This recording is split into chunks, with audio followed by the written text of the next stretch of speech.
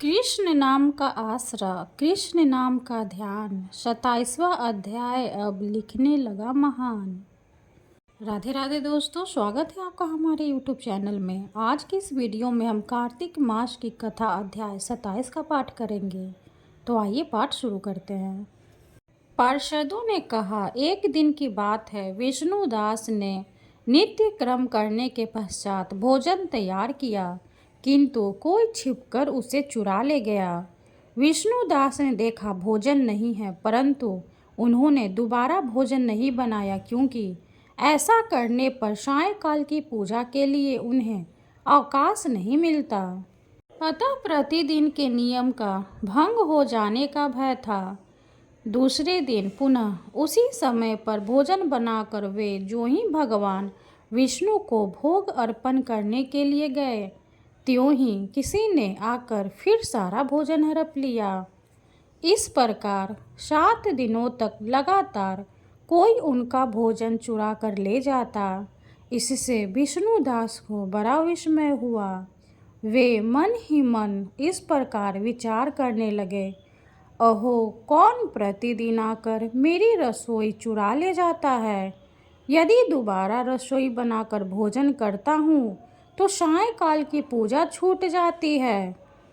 यदि रसोई बनाकर तुरंत ही भोजन कर लेना उचित हो तो मुझसे यह न होगा, क्योंकि भगवान विष्णु को सब कुछ अर्पण किए बिना कोई भी वैष्णव भोजन नहीं करता। आज उपवास करते मुझे 7 दिन हो गए। इस प्रकार मैं व्रत में कब तक स्थिर रह सकता हूँ। अच्छा, आज मैं रसोई की भली भांति रक्षा करूँगा। ऐसा निश्चय करके भोजन बनाने के पश्चात वे वहीं कहीं छिपकर खड़े हो गए।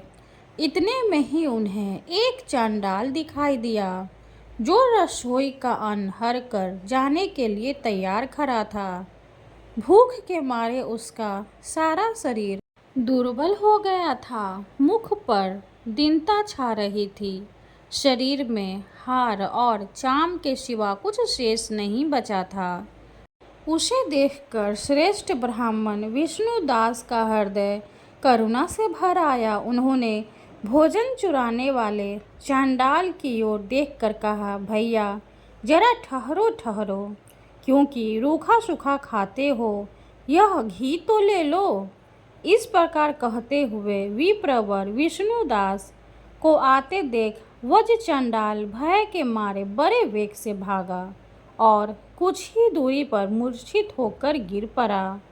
चांडाल को भयभीत और मूर्छित देखकर द्विज श्रेष्ठ विष्णुदास बड़े वेग से उसके समीप आए और दयावश अपने वस्त्र के छोर से उसको हवा करने लगे।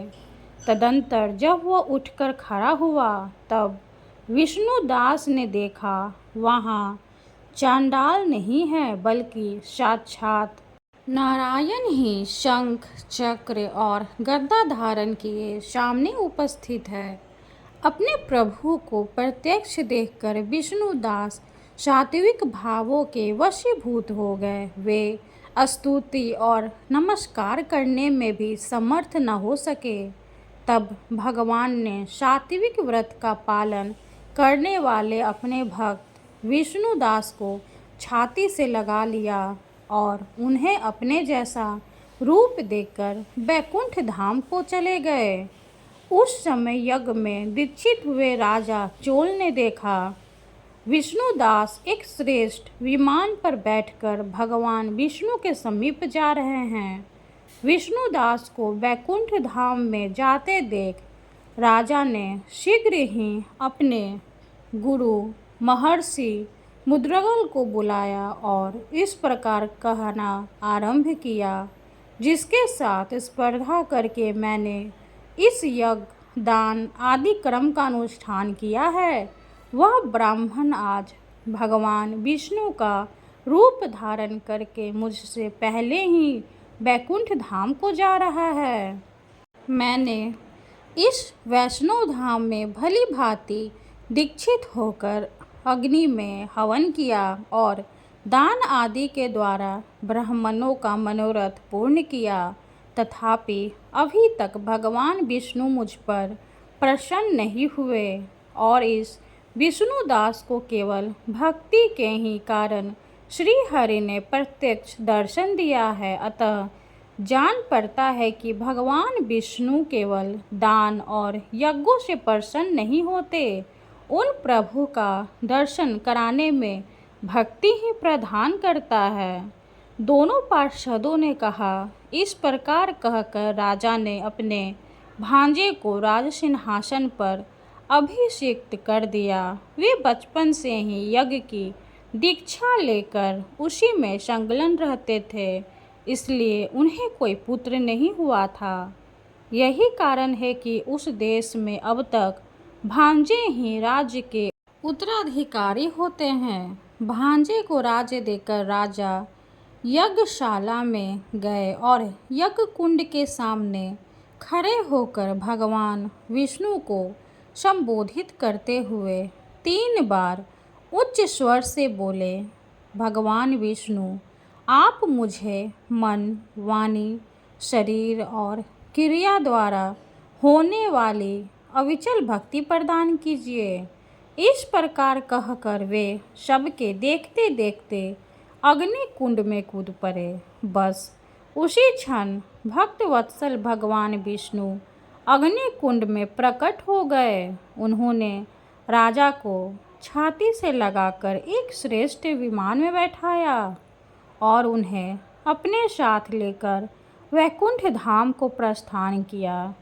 नारद जी बोले, हे राजन, जो विष्णुदास थे वे तो पुण्यशील नाम से प्रसिद्ध भगवान के पार्षद हुए और जो राजा चोल थे उनका नाम सुशील हुआ।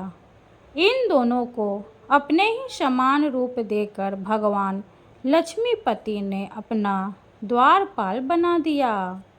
27वां अध्याय समाप्त हुआ। हरे कृष्णा। अब हम माता श्री तुलसी चालीसा का पाठ करेंगे और तुलसी माँ की आरती करेंगे।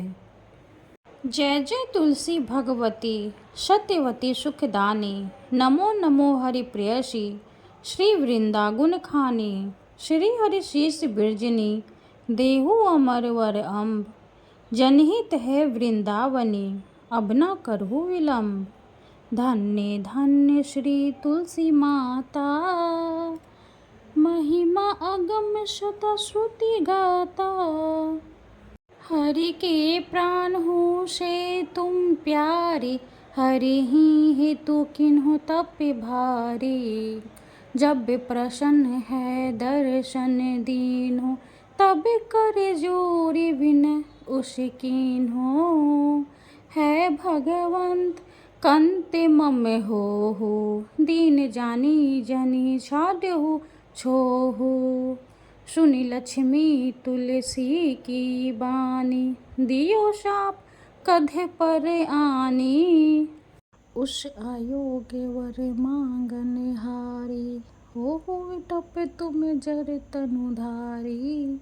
सुनि तुलसी ही सप्यो तेहि ठामा, करहु वास तुहु निचन धामा। दियो वचन हरि तब तत्काला, सुनु सुमुखी जनि होहु बिहाला। समय पाई भयो रोपति तोरा, बुझिहो आस वचन सत्य मोरा। तब गोकुल मह गोप सुदामा, तासु भई तुलसी तो बामा। कृष्ण रास लीला के माही, राधे सख्यो प्रेम लखी नाही। दियो शाप तुलसी तत्काला, नरलोक ही तुम जन्म हो बाला। यो गोप वहता नव राजा, शंखचूड नामक सिर ताजा। तुलसी भई तासु की नारी, परम सती गुण रूप अगारी। अस द्वय कल्प बीत जब गेऊ, कल्प तृतीय जन्म तब भेऊ। वृंदा नाम भयो तुलसी को, असुर जलंधर नाम पति को। करी अति द्वंद्व अतुल बल धामा, लीना शंकर से संग्राम। जब निज सैन्य सहित शिव हारे, मरहि न तब हर हर ही पुकारे। पतिव्रता वृंदा थे नारी, को न सके पति संहारे। तब जलंधर ही भेष बनाई, वृंदा ढिग हरि पहुँचियो जाई। शिव हित लहे करि कपट प्रसंगा, कियो सतित धर्म तुम ही भंगा। भयो जलंधर कर संहारा, सुनि और शोक उपारा। तिहि छन दियो कपट हरि टारे, लखि वृंदा दुख गिरा उचारी। जलंधर जस हत्यो अभीता, सोई रावण तस हरिहि सीता। अस प्रस्तर सम हृदय तुम्हारा, धर्म खंडी मम पति ही संहारा। यही कारण लहे शाप हमारा, होवे तनु पाषाण तुम्हारा। सुनि हरि तुल तहि वचन उचारे, दियो शाप बिना विचारे। लख्यो न निज करतूति पति को, छलन चलो जब पार्वती को। जरमति तुह वश हो जर रूपा, जगमह तुलसी विटपे अनूपा। भगव रूप हम शालिग्रामा, नदी गंडकी बीच ललामा। जो तुलसी दल हम ही चढ़े है, सब सुख भोगी परम पद पई है। बिनु तुलसी हरि जलते शरीरा, अतिशय उठत शीस और पीरा।